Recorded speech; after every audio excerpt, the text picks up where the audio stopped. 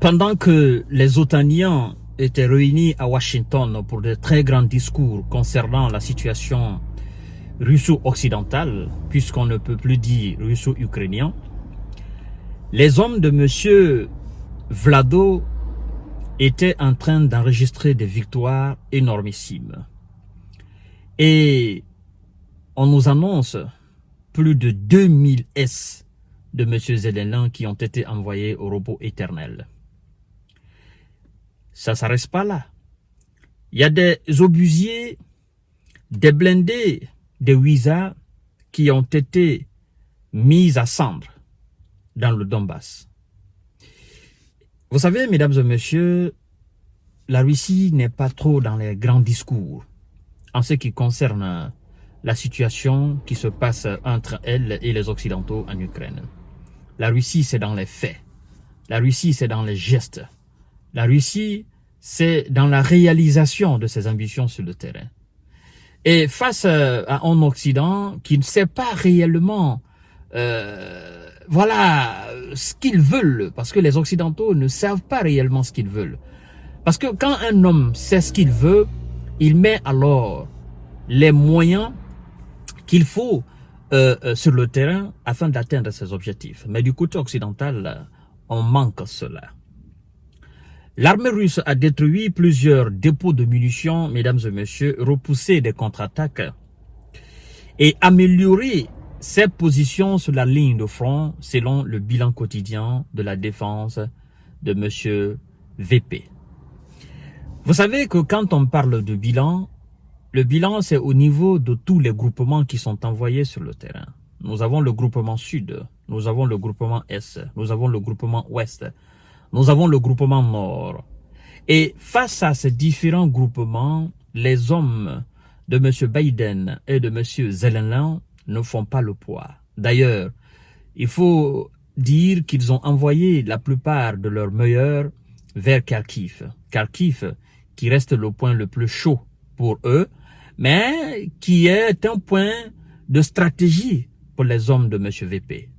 Ensemble, nous allons voir tout à l'heure ce qui a été fait sur le terrain. Je vous ai dit la fois dernière qu'il n'y a rien en face, que c'est le maïs. Les gens ne me croient pas.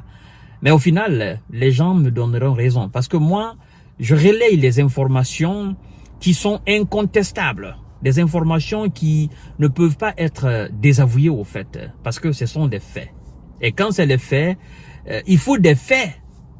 Ok? Il faut des contrefaits pour démentir ce qui se passe sur le terrain. Mais puisque ce qui se passe sur le terrain est visible et incontestable de la part de M. Zelensky, il ne peut que accepter. Et je crois que ses alliés trouveront les voies et moyens pour essayer d'embellir cela. Ils vont encore parler de retrait stratégique. Mais en réalité, ce sont des défaites qu'ils enregistrent matin, midi, soir. Alors, la défense russe nous informe que le groupement sud... le groupement russe nord a frappé 5 brigades de M. Zelensky et repoussé 8 contre-attaques. Mesdames et messieurs, on nous dit que les pertes, puisqu'ils s'appellent entre eux des ennemis, les pertes des ennemis s'élèvent à 205 S. Un obusier des Ricains, M777, a aussi été anéanti dans cette bataille. Et puisque ce sont eux les plus grands fournisseurs d'armes en Ukraine, et donc quand il y a des pertes énormissimes comme ça, la probabilité est forte que les 70% ou les 80% soient de fabrication et de facture ricaine. Le groupement Ouest a amélioré sa situation le long de la ligne de front, frappant 2 brigades ennemies. Les forces des Alliés ont perdu là 590 S, mais aussi 2 véhicules blindés de transport de troupes ricaines, n'est-ce pas, ricains M113, ainsi que des obusiers ricains aussi M198 FH70 britanniques. Mesdames et messieurs, on continue avec le groupement Sud qui a occupé des positions plus avantageuses et repoussé 2 attaques des hommes de Zelensky et leurs supplétifs occidentaux. Vous comprenez? Et donc, on nous parle que les pertes à ce niveau s'élèvent à 680 S. Au cours du combat de contre-batterie ont été touchés, n'est-ce pas, un canon automoteur Krupp de fabrication polonais, un obusier M198, deux M119, obusier FH70 et un L119. Mesdames et messieurs, tous deux fabriqués au Royaume-Uni. 4 dépôts de munitions ont été naturellement anéantis, mis à sac. Alors, chères dames, vous restez connectés parce que nous allons enchaîner directement avec le groupement Centre qui améliore aussi sa position tactique et a frappé 10 brigades de M. Zellelan et ses supplétifs occidentaux. Il a aussi repoussé 5 contre-attaques. Les pertes de M. Zellelan et ses supplétifs occidentaux s'élèvent là à 355 S. Un véhicule blindé de transport de troupes ricains. Vous comprenez? Ce sont eux les gros fournisseurs. M113, un obusier ricain aussi, M777 et un radar ricain aussi, AN/TPQ.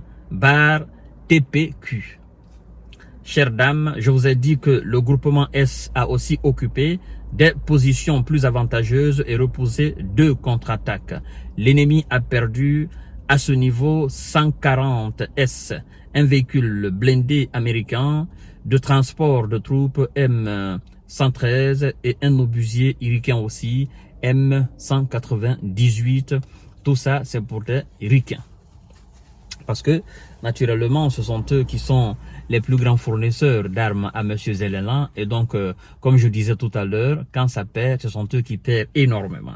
Mesdames et messieurs, le groupement Dniepr a frappé des 5, n'est-ce pas, des 5 brigades de M. Zellelan et les pertes s'élèvent là à 105 S.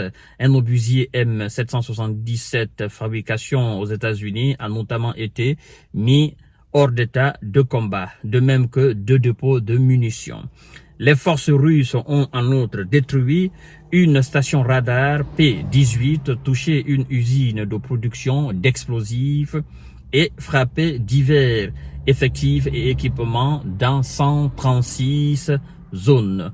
La défense aérienne russe, n'est-ce pas, ont aussi abattu 2 missiles ATA-CMS. Un missile anti-aérien 200 converti pour tirer sur des cibles au sol, 6 roquettes HIMARS et 17 drones. Chères dames, chers messieurs, chères demoiselles, vous voyez là en fait le bilan quotidien de la défense russe. Pendant que les Ouïsa et leurs alliés étaient en communion, étaient en conférence à Washington. Les éléments de M. Vladimir Poutine, eux, ils étaient aussi à leur sommet extraordinaire sur le terrain et le résultat est là. Alors, quelle est la différence entre les deux sommets? Le sommet des hommes de Vladimir Poutine sur le terrain et le sommet des hommes de M. Zellelan à Washington. Naturellement, le sommet qui a le plus enregistré de victoires, c'est le sommet des hommes de M. Vlado, parce que ce sont eux qui sont sur le terrain. Tous les discours tournent autour de ces gens-là. Voilà, chères dames, chers messieurs, chères demoiselles, à tout à l'heure pour notre série d'informations et de décortiquages. Je vous ai dit que sur le terrain, il n'y a pas de contrepoids. Et si aujourd'hui on doit négocier, c'est avec M. Vladimir Poutine et pas d'autres personnes. Voilà. Mais pour le moment, ils ne comprennent pas. Il viendra un moment où ils seront obligés de comprendre cela parce que il ne restera plus absolument rien de ce pays-là. Et ça sera bien dommage parce que on ne peut pas comprendre que les Ouïsa et leurs alliés occidentaux soient derrière quelqu'un et que cette personne la perd. C'est ce qui est inadmissible, n'est-ce pas, pour eux. Mais ils vont comprendre cela parce que ça sera la grande lecture de l'heure.